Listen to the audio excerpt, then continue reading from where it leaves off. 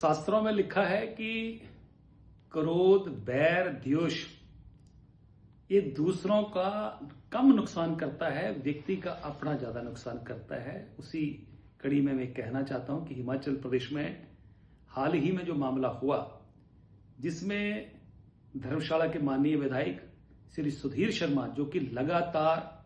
सरकार की कटास करते रहते हैं, सरकार कोई भी जनविरोधी फैसले ले, सरकार लोगों को कुचलने का कोई भी फैसला ले, उसके खिलाफ बोलते रहते हैं और सरकार उनको फंसाना चाहती है। जिस तरीके से हिमुडा द्वारा एक्वायर जमीन, जो कि ऊना जिला के हरोली में जो है एक्वायर हुई,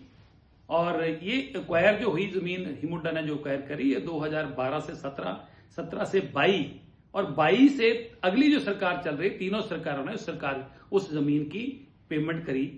और विजिलेंस का केस जिस तरीके से बनाने का प्रयास किया गया। और जब सरकार के मुखिया के मन में द्वेष हो, उसमें किसी व्यक्ति को जो है वो फंसाने की कोशिश हो, और ये सुधीर शर्मा को फंसाने की एक साजिश रची गई,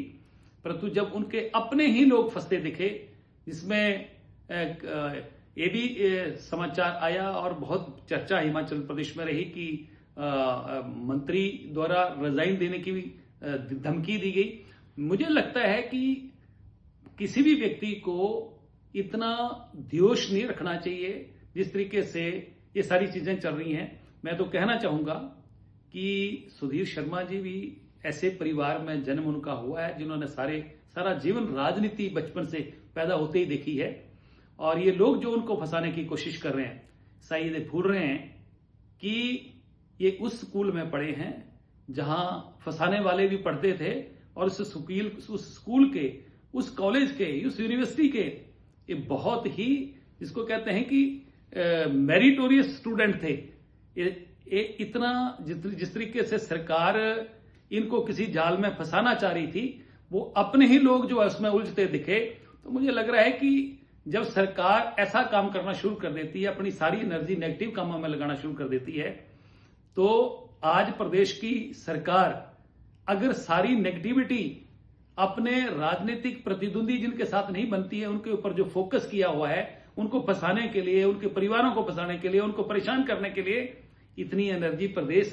की सरकार प्रदेश की डेवलपमेंट करने में लगाती,